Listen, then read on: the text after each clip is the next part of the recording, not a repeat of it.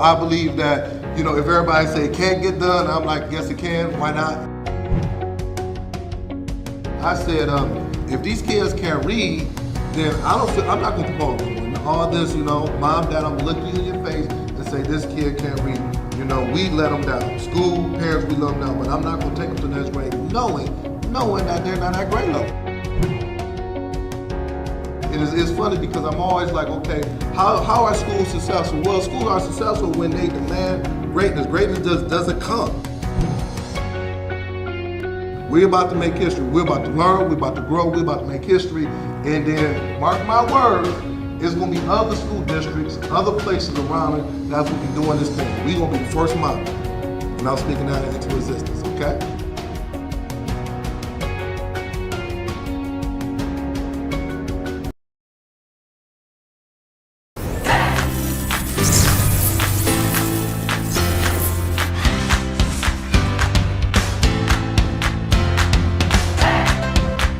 If you can really take the map and drive the instructor inside the classroom and link it to the M step, then everything will move. You see it? Ladies, third grade teachers, could you tell me, how do you think this professional development was for you today? PD. It was productive. It was exciting. But we'll never leave Mr. Hurt's advising. Because the schools that I've worked with, the teachers I've worked with, their scores just go through the roof because what I do is I talk about practical stuff that's practical. Because I'm a former teacher and also I'm a principal, so I'm gonna be telling you guys things that I know will work in your classroom.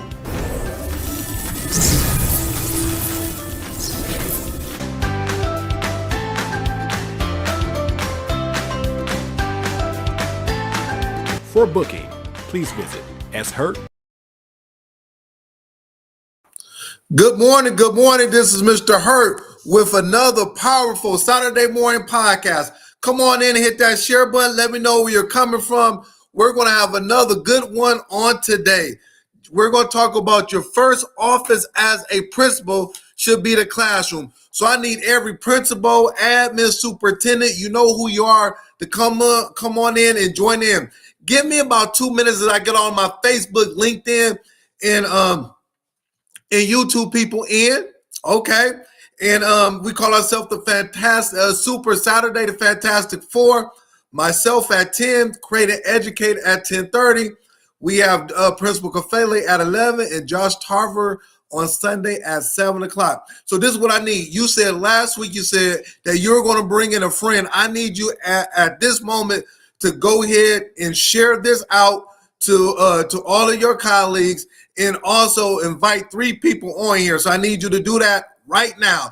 Do that for me right now. And as you're doing that, I need you to tell me, where are you coming from? Where are you coming from? You're coming from Jersey. You're coming from South Carolina. I need to know that. So go ahead. Let me get 1 more minute in as I get all of my folks in. I'm excited regarding this topic. I got so much to share. So make sure you get your notes out, get everything out, because it's going to be another powerful podcast on this morning. It's going to be another one. You say, Hurt, you sound like DJ Khaled out there talking about another one. Yes, because, it's nice out here. I'm in Michigan. The weather is good. We had some snow a couple of days ago. Can you believe it? We had snow a couple of days ago. But listen, I'm just excited. I'm pumped up. I cannot wait to give out this information. Give me 30 more seconds. Stay with me. But I need you to invite folks. Like I have Conscious Sherrod. Tell me where you're coming from. Sister Conscious Sherrod, let me know where you're coming from and hit that share button. Let's get this party started.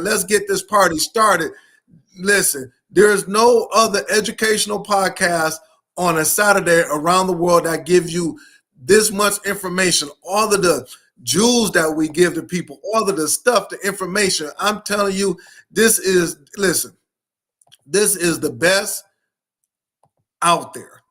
You go to conferences, you go to all that stuff, but listen, we are giving the people what they want and what they need. All right. So let me go ahead and see who's with me. Let me go ahead and see who's with me on this morning. let me take this off. Let me go ahead and go to my chat to see who's with me on this morning. Who's with me? Hold on. I got so much stuff going on.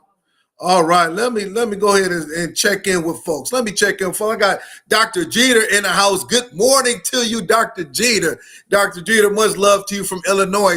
I got Principal Kafele from New Jersey. I know, Principal Kafele, you getting ready for those playoff games. I know you getting ready.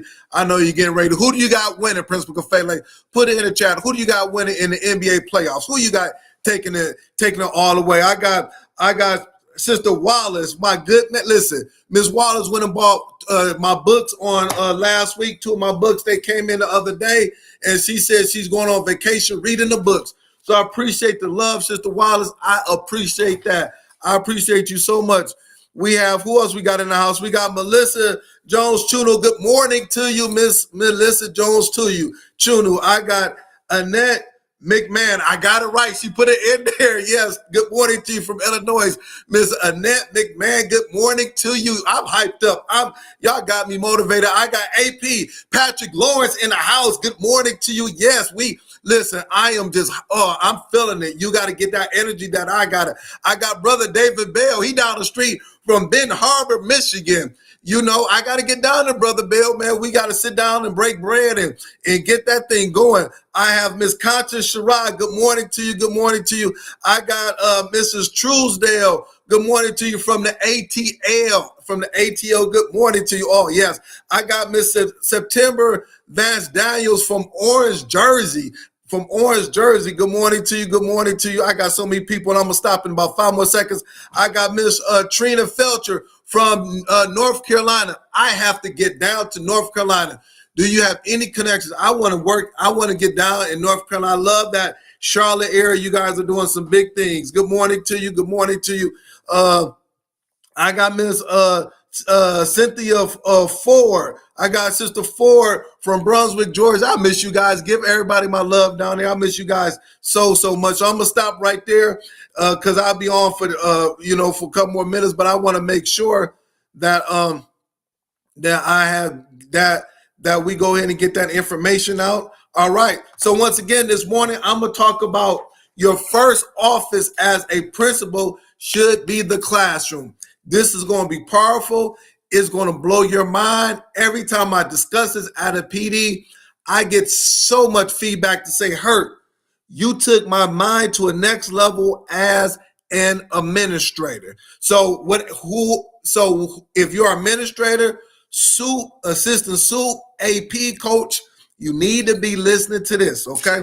So during my podcast, I always ask the question, what keeps you up at night as an educator? What is keeping you? And put it in the chat because I like to respond to the people from the chat. What is keeping you up at night as an educator? What is that one thing that's keeping you up at night as an educator?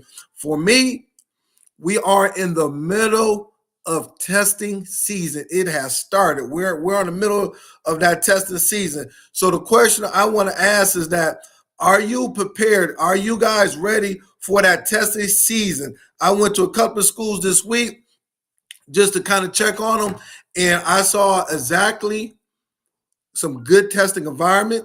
I saw kids focus. I saw the adults focus. You can hear a pin drop in those hallways. I saw scrap paper. I saw those pencils sharpened. They were on point. So listen.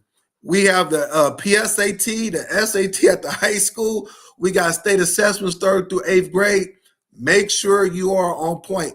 The other thing is that for Michigan schools, I don't know for other states, but I'm saying Michigan schools, Mr. David Bell, some of my Michigan people that's on here.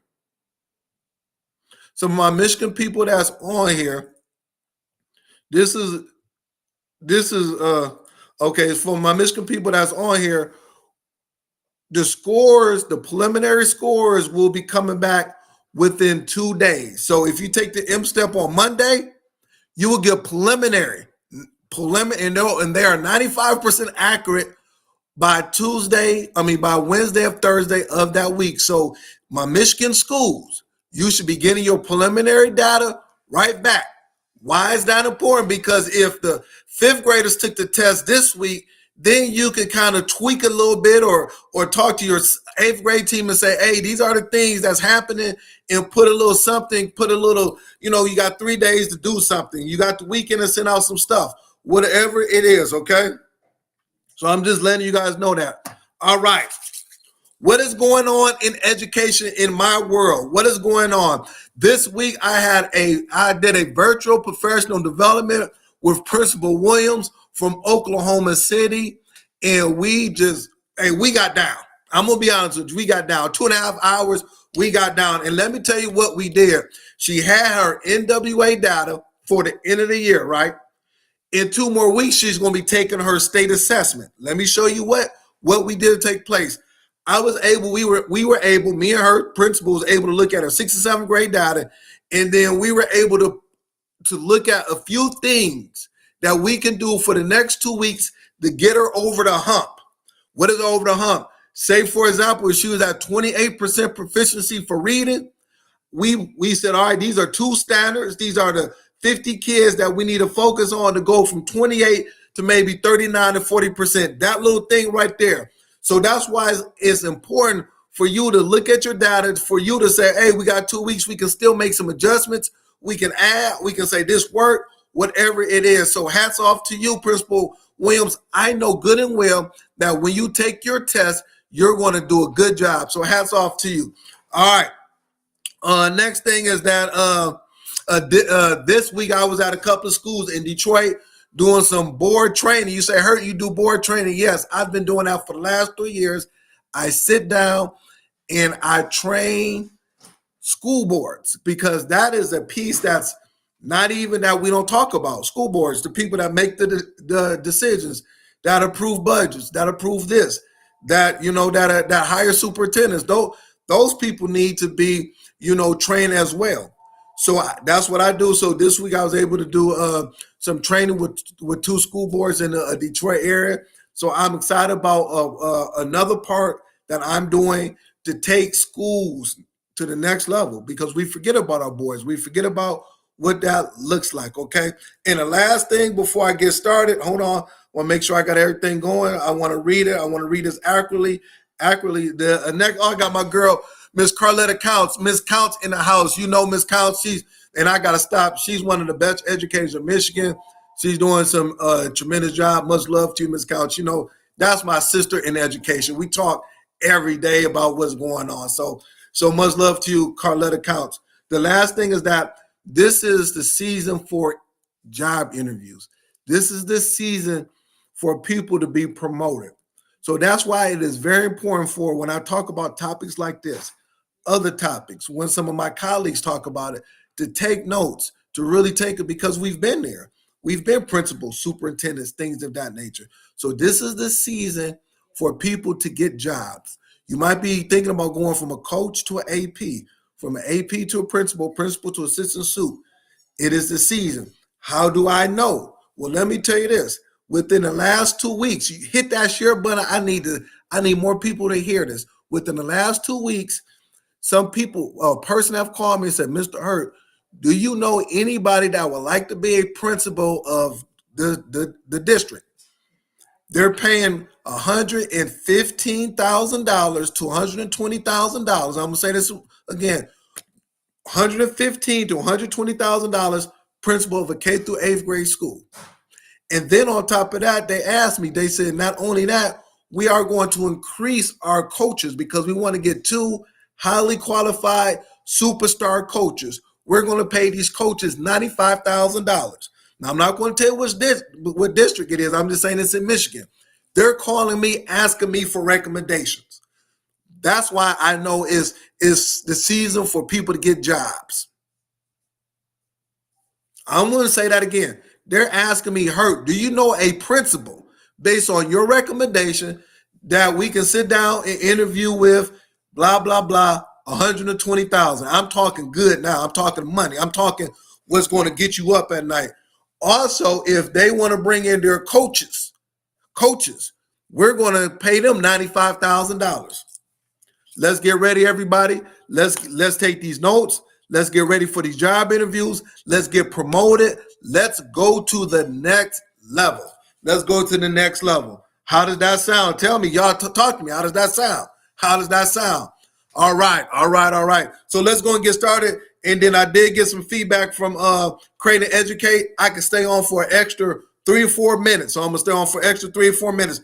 Hit that share button. Let's go ahead and go. And I am ready to go ahead and get some information out. All right. Your first offer as a principal should be in the classroom. That is a non-negotiable.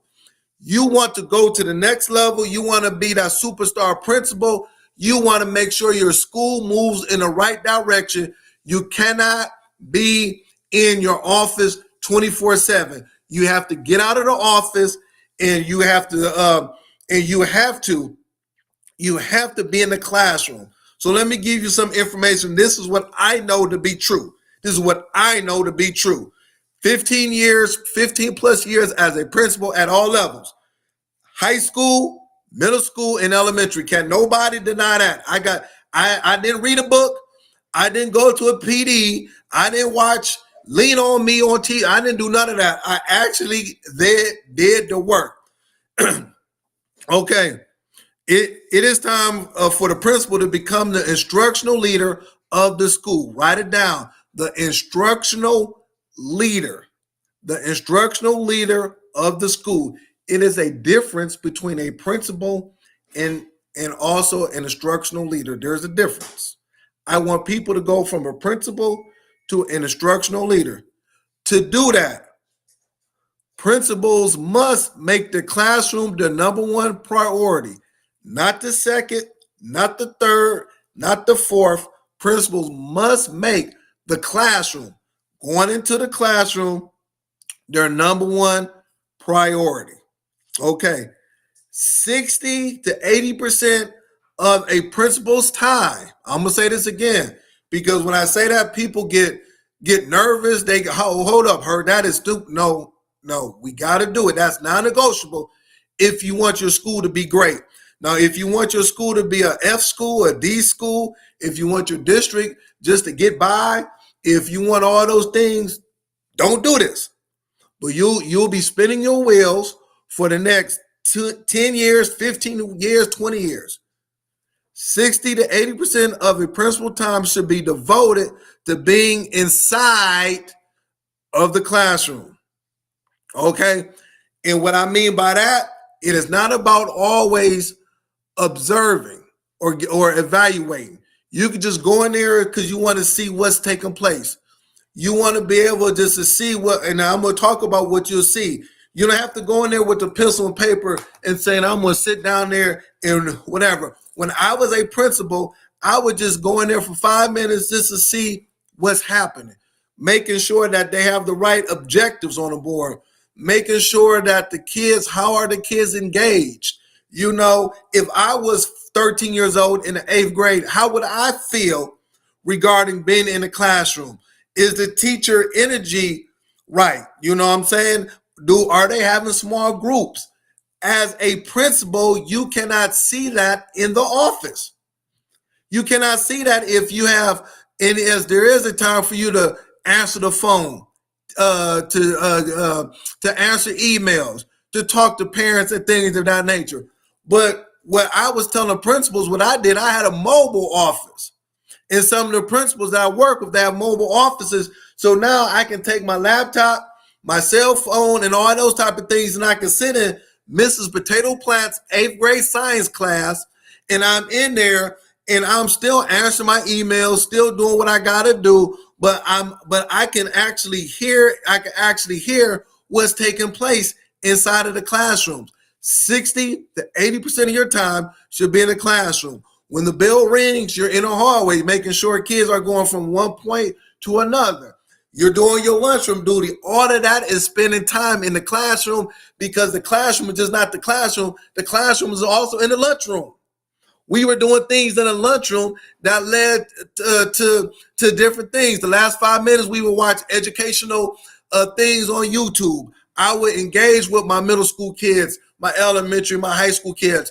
Those things are things that I did, not only me, but my leadership team as well. Okay. So I just want to say that. So I'm going to stop right there. Hit that share button because more people need to listen to this. I need you to hit it because you know that more of your colleagues need to listen to this. All right, I'm getting so much feedback. Ms. Wallace says, great point. Classroom is where the magic happens. Yes, Ms. Wallace. That's why the schools that are doing good, the schools that are in the inner city, rural schools that are doing good, that are beating the odds, that are having high proficiency, their admin team, that's what they do. It's not rocket science. It's not nothing, because if you're in a classroom, you can make the adjustments. So let me break it down to you to let you know what you will see in the classroom, what you will actually see. All right. And then I'm going to extend this because I just got a text message from Dr. Houston. She said, Hurt, you can go to about 10:35. So we're going to go to 10:35 because I got a lot of information. Number one, you will notice the level of instruction that is taking place in the classroom. You will see the level of instruction. You cannot see the level of instruction if you're just doing 2 to 3 observations a year with your teacher. How? Listen to this. If a teacher at the middle school and high school level, if they're teaching 4 lessons a day, follow me very closely, 4 lessons a day, and they're in school for, say, 180 days, 4 times 180, we know what that looks like. That's over 600 lessons that they've taught through the year. So what you're telling me, Hurt, is that you're going to evaluate me on the 4 times you went into the classroom. So I done taught 600 lessons. See, this is why, when you're interviewed for these principal positions, you understand it. I've taught 600 lessons and you only been in my classroom 4 times. How can you properly evaluate me on my pedagogy when you only been in there for 4 times? So those 596 other lessons that I've taught is thrown out the window. No, we must go in there not to evaluate, but to see the level of instruction. What is taking place in the classroom? How are they delivering that lesson? How can I, as an instructional leader, help my teachers? As a principal, you can't help your teachers as a principal because you're in your office. As an instructional leader, now you're shifting. Now you're in the classrooms. You understand why the kids are struggling reading. You understand why the kids might not be able to get those math concepts. You understand these things. And then when you understand it, when you have your POCs, your data meetings, your staff meetings, you don't have to ask them what's going on. You know. Let me give you a testimony. When I was a principal, when I would sit with my leadership team and my teachers, I knew I would tell Mrs. Clark, I say, Ms. Clark, I'm about to order us some manipulatives because I see that the kids in math class need to be able to touch, need to be able to build and things of that nature. I'm ordering $10,000 worth of manipulatives for the math department. They would be like, yes. Mrs. Stevens, I am ordering writing journals because I want the kids to write.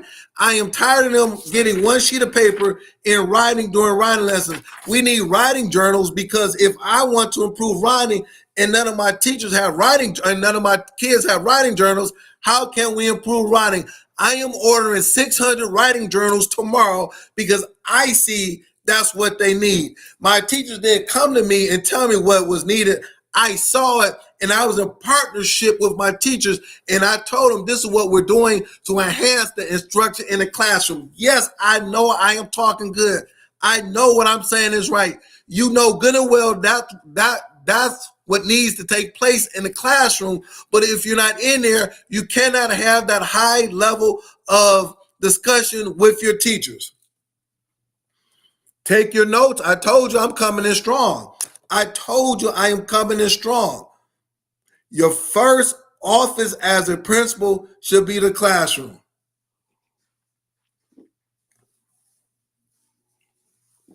Yeah. Oh, yes. Ms. Wallace says math is hands-on, so it's important. Yeah, it is hands-on. And then on top of that, the boys in your school, remember, I was a young boy. I was 13 years old. They learn better in math, and I know why I'm staying on math. Math is my background. When they can touch, when they can build. It is hands-on, yes. So if it's hands-on and we're trying to improve our math scores, but you don't have manipulatives in the classroom, you're doing your school an injustice. Makes no sense. Number two. So number one, the level of instruction. Number two, you can better support your teachers. And I talked about that. Teachers will respect you as a leader when they know that you know what you're talking about. When they know that you are visible, they see you, and you're working hand by hand with them. Yes, they know you are the principal. They know that you're in charge. But when you can work in collaboration, write it down, in collaboration with your teachers. I've seen a lot of schools and districts fail because the instructional leader, which is the building principal, will not work in collaboration with the teachers. I know that we all have PhDs. I know that we all have educational specialists and all those type of things. That might be good, but we still have to understand that when we first started in this education thing, we were teachers. So we work in collaboration with the teachers so that we can help support them, and they can give us ideas. We can give them ideas, and we work together. That's how you support your teachers. That's number two. How to better support your teachers by you just being in the classroom. Stay with me. I got 7 more minutes. Number three, I'm giving you the list. 60-80% of your class time as instructional leader. Try it on Monday. Just try it on Monday. If you say I'm doing 20%, let's go to 40%. I have a list. I always put on my website what it looks like from 8 o'clock to 3:30. I break it down. I have it. Yes, I do it every year. I break it down on what that looks like. Number three, when you do this, you can support students and advocate for their social and emotional needs. You can better support students and advocate for their social and emotional needs. Well, what do you mean by that, Mr. Hurt? When you're in the classroom, you see the struggle that Raheem might have in reading, or you might see the struggle that Faith has in math. You see it. So now when you're talking to the teachers, you're talking to Raheem's mama or dad, you're in those IEP meetings and you're having those discussions, and you got to make for real decisions on that kid, what resources he or she should get, all those type of things. You're in there and you see it. It's a difference. Let me tell you this. It's a difference if Mrs. Clark came to me and said, Raheem is struggling in reading. We need to give him tier 2, tier 3 after school tour. But it hits totally different when you're in the classroom and Ms. Clark says, all right, Raheem, or Ms. Clark goes over to Raheem and says, all right, let's read this paragraph, and Raheem is struggling reading. That hits different when you see it. Now I am like, okay, we got to get help. We got to go ahead and order some type of reading instruction, whether it's Reading 180 or Systems 44. I'm going to the reading coach. My conversation is different when I am seeing my kids struggle in reading. I'm seeing my kids not be able to write. I'm seeing my kids, when I see it, I will advocate better for my students and for my teachers, whatever it is. Does that make sense? Does that make sense? I'm gonna stop right there because I'm getting so much feedback. You guys are. I got Professor Laws. Yep, because Professor Laws he says that he was always able to advocate inside of the building because he was in the classrooms. And then I just want to say, Creative Educate said, Mr. Hurt, I can allow them. I will be able to have their space. So I'm gonna stay on to about 10:45 if that's fine. You can stay on with me, but I got so much information to share, so I'm gonna stay on to 10:45. I don't want to rush it. Oh, it's 10:31 already. Wow, I'm sorry. So stay with me. I'm just looking, stay with me. I appreciate that, Create and Educate. They say you can stay on during their time. So I appreciate that. So I'm not going to rush this. Thank you very much. All right. Stay with me. Okay. And then hit that share button. Number 4, how to allocate your resources for the school. Spending your money, your budget on the right things. I'm going to say this again. This is, if I had hair, I will pull my hair out now. I'll pull the little hair that I got out now. You're spending your money on the right things. A lot of times we spend our money just to spend it, or we'll go ahead and get the latest new thing that just came out last week. Let's stop doing that, schools and districts, and let's spend our money on the right things. How do we know what the right things are? Is because we know it. We are in the classrooms looking at it. Like for me, when I was a principal and I had Title I and Title II budget. Now I'm going to talk to you because we have to get this. I would allocate about $20,000 a year on my after-school tutoring. That would start October, and I will run it into the beginning of April because that's testing season. So I will run it 3 times a week, and I will have about 50 to 60 kids in that program. All right. So that's $20K because I know I needed that. Then I would take another $15,000 for my summer program. All right. Now I know this because I know this is what we need. Okay. You got me? And then I would take another $20,000 for professional development for my teachers. You see what I'm saying? Because I know I had a lot of new teachers, so we wanted ongoing professional development. We wanted people to come in and work with my staff throughout the year in addition to what I was doing, you know. And then we set aside some other monies, but I was able to allocate my budget right. One year we adopted a program called Reading 180 and Systems 44, one of the best reading programs for kids who are struggling in reading from the 3rd to the 10th grade. That is beautiful. And then we had a reading coach that we hired to run that program. That reading coach did not do anything. So when we needed subs, that reading coach stayed in that classroom and did Systems 44, Reading 180. They did not do lunch duty. They did not do anything, but they worked with 25 of our lowest kids that year. They did not have another caseload, 25 kids. And I saw, as the instructional leader, those 25 kids improve in their reading skills from September all the way to the end of the year. We allocated that money for the budget. Why is that important? Because when you are in the classroom, you can allocate your resources correctly. All right. Hit that share button. Hit that share button. Come on, we're gonna stay a little bit long. You got people, hit it. You know you gotta. This is why schools are moving. Your first office as a principal, as assistant principal, should be in the classroom. That's the title of the podcast on today. Next one. Your presence in the classroom will have a positive impact on the behavior of the students. Your presence, you being in the classroom, will have a positive impact on the behavior of the students. Our school is wilding out. We got fights, kids on cell phones.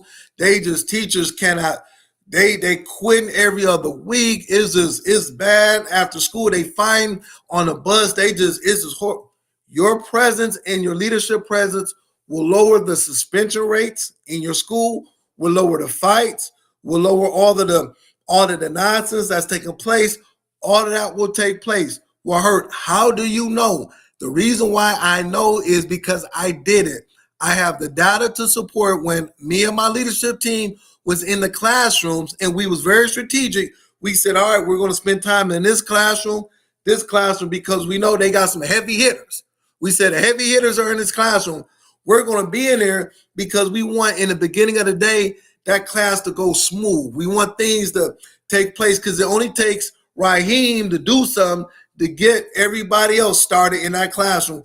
But if I am in there, if we have people in there, if Raheem is ready to get the party started, we can support Raheem. We can sit next to Raheem in proximity. We can allow those things to happen. And Raheem is not going to have that teacher mad and frustrated at 8:30. And now we have a bad day for 8 hours. Nothing is accomplished. By you being in the classroom, it has a positive, not a negative, a positive impact on the behavior of the students. By you being in your office, it has a negative behavior. It has a negative impact on the behavior of the students. Just how it is. Not only me, you talk to any principals. When they say, hey, I was in them classrooms, blah, blah, blah, maybe you might have 10 kids that come down to the office on an average. That thing might go from 10 to maybe 5 or 4, something like that. It goes down. Does that make sense? Give me some feedback. Go ahead and hit them emojis. I know I'm on Facebook. I know I'm on LinkedIn and YouTube. Send this out. I got about 10 more minutes. Send it out. Let me know if this is sounding good. I want this to go. If I haven't done a podcast that's been important, this is the most important podcast. You know, I talk about data. You know, I talk about all those things, but this right here supports everything that I am doing. And then once again, for people that just tune on, Create and Educate said I can have their time. So I'm gonna be on here till about 10:50. So just stay with me. I'm gonna go slow, like Josh Tarver says, like Luther Vandross. Go slow. Let me get some water. I got somebody. I got Garfield WT. If you are out and about, you can proactively prevent problems. If you are in your office, all you can do is respond to the problems. You said it good. When you're out and about, you can be proactive. You can see what's going to take place. You can see when things are starting to brew up and things of that nature. But when you are in your office, they send all those problems to you. The fight already happened. Those bad text messages already took place.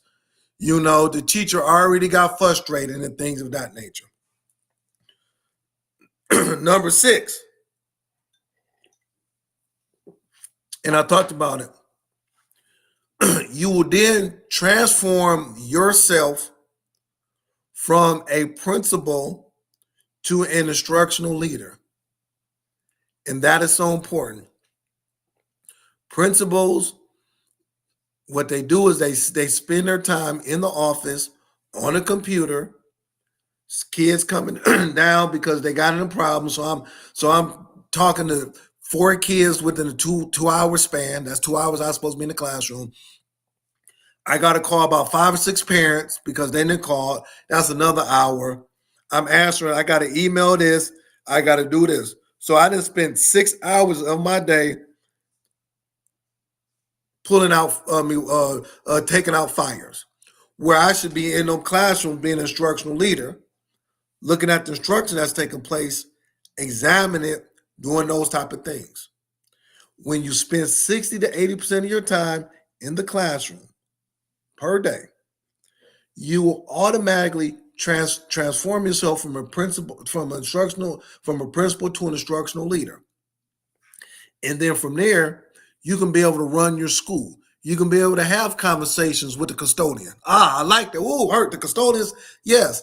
Because you know those custodians coming to you every day, man. They in the bathroom vaping. They right on the walls. They doing all those things. All right. When you are in the hallways or in those classrooms, Miss Smith, why is it that every 5 minutes the kids got to go to the bathroom? We got to stop that.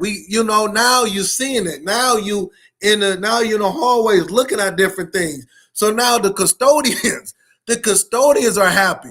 Mr. Hurt, why is it at the end of the day I go into Mrs. Brown's classroom and it's a pig's pen? You got paper everywhere. You got trash over there. You got Kool-Aid that then fell on the floor and everything else. I know that because my custodians will always say that. But if you're in a classroom, you like, no, they can't drink Kool-Aid in the classroom. They can't have cookies and chips and they dropping it on the floor. They can't shoot baskets in the corner when they ball up their paper and all those type of things. Yes, you're right there looking at that. So you're having a conversation with the teachers regarding classroom management, because classroom management don't only affect the students and the teachers, but the custodians are mad because now they got to clean up a mess. They're like, why is there chip bags everywhere? Why is there Doritos, staining up the rug? Why, those type of things take place. You will be an instructional leader. I'm telling you that. You'll be an instructional leader. All right. The last thing is that when you spend 80%, 60 to 80% of your time more in the classroom, you will become more in tune with the pulse of your school. Teachers get frustrated. Your staff get frustrated when you don't have a pulse of the school, when you just oblivious into what's taking place. And then, like I always say, everybody sees the elephant, right? It's a big old elephant in the middle of the room, and all 80 people see that elephant. That elephant is like a big pimple on your face. Everybody see that big pimple, but you, because you don't have a pulse of what's taking place. You kind of know it, but you don't have a pulse. Even if you can say, listen, we need to stop 1, 2, 3, at least the adults will be like, oh, he know what's going on. She know what's going on. Hey, I'm getting my hands dirty just like you getting your hands dirty. I don't want kids fighting on a bus, wilding out after school. I don't want the lunchroom to be whatever. We're going to do something about this. But what takes place is that when the staff members know that you either don't care, don't realize what's happening, then they like, you know what? And I talked about it last week. I'm about to throw in a towel. I'm about to do something different. I'm about to go to another district. I'm about to work with another leader. Or they'll say, you know what? I'm burnt out. I'm tired. I'm about to leave out this thing completely, because you do not have a pulse on what's taking place at the school. So consequently, when you're meeting with your supervisors, your assistant superintendent, your superintendent, when you're having those conversations, you cannot advocate for your staff. There's no advocating for the staff because you don't know what's taking place. And that's the biggest thing. And if you don't get nothing out of this message, you got to have a pulse of what's happening in the school. You got to. If not, then once again, everything is going over top of your head. And now people are getting frustrated with what's happening. So in conclusion, I got about 5 more minutes. So give me about two more minutes. This is why it's important for your first office as a principal to be the classroom. All 7 of these things you will see when you are in there. Okay. Now, the other part is this, is that as an AP, if your principal doesn't see it that way, hey, you can go in there and do it, because now that's going to sharpen up your tools. So when you become a principal, then you will be well equipped when you're interviewing for that principal job. Remember, I said an hour ago, somebody reached out to me and said, Mr. Hurt, do you know somebody that's ready to take over a school? Listen, what I'm saying, this is Michigan. We're looking for a principal based on your recommendation, based on who you are. Do you know somebody? We're paying them $120,000. Listen, that's what they said, $120,000. In addition to that, do you know any coaches that would like to work for this school? We're going to pay these 2 coaches $95,000. I need you guys to get this. So when you say I'm ready, you can be like, listen, I'm spending 80% of my time in the classroom. I know what's taking place. I'm ready for that. Now, in addition to that, I know, because this is interview season. In addition to that, principal, you are ready to become an assistant superintendent. How do you move a district? This is what you got to do. You got to say, you know what? I want my principal to become instructional leaders. And this is what they will see. This is what's going to take place. Now you're saying something during those interview processes that other people is not saying. Now you're able to get that assistant superintendent position. Now I'm going to go to the next level. You are the superintendent of a school district that is a low school district. You got a D on your report card last year. You got about 10 schools that's on a priority list or the whatever list. How do we move it? How do we move it, Hurt? I'm tired of being the superintendent of a district, and we got to move it within a year to 2 years. We don't got 6 or 7 years. We got to move this thing quickly. Everybody say quickly. Well, how do you do that? I would challenge you if you just talk to your principals, make them instructional leaders and say, listen, the first thing we're going to do is that I want you to be in those classrooms for 60 to 80% of the time. That is the foundation of it. And then everything else comes into place. If they're doing that, then you will see them become instructional leaders. And then consequently, you will see those schools improve over time. It's just how it is. It's just how it is. If I told you you're going to lose, if you told me you wanted to lose 60 pounds, Hurt, I want to lose 60 pounds in 5 months. If I say you exercise 5 days a week for an hour and quit eating fast food, you're going to lose weight. It's just, you're going to lose weight just by doing those two things. Same thing. If you spend 60 to 80% of your time, you go from a principal to an instructional leader, you will see the school move in a positive direction. The academic achievement will improve. You might be at 8% proficiency in reading. The following year, that thing might go to 22%. It might not be big to other eyes out there, because 22% hurt. We were at 8% last year. Now we're at 22. The following year, you might be at 34 because you are an instructional leader. And when you become an instructional leader, you develop systems that will be put in place in your school. So I'm going to stop right there. So thank you very much I did it for a whole hour, an hour of my podcast. Please, if you would like for me to come to your district, listen, I only have a few spots left for the upcoming school year. If you would like for me to come into your district to help support, inbox me. What I do is that I will set up a virtual meeting. We'll talk about it, and we'll go ahead and make it work. In addition to that, I am also doing one-on-one professional development with teachers. They're reaching out to me and saying, Hurt, my principal might not allow you to come to the district. I need you to sit with me and talk about my data, talk about how I can interview for this position. I do that as well. The last thing is that if you have not picked up my books, get it from my website. You got to get it. I got one on how to transform your school, and the other one is for parents. Parents, that's what's missing. Parents, I'm engaging parents. This book will bless all of your parents. Order from my website, SeanHurtSchoolTurnaroundPrinciples.com. Both books will bless you. So thank you very much for tuning in for this extended time. Thank you, Crane and Educate, for giving me your time. I will see you next week, same time, same place. And if no one have told you, I love you. I care about you. We are in the middle of test season. Knock it out. And let's go ahead and make this particular podcast big. Hit that share button. Let people know about it.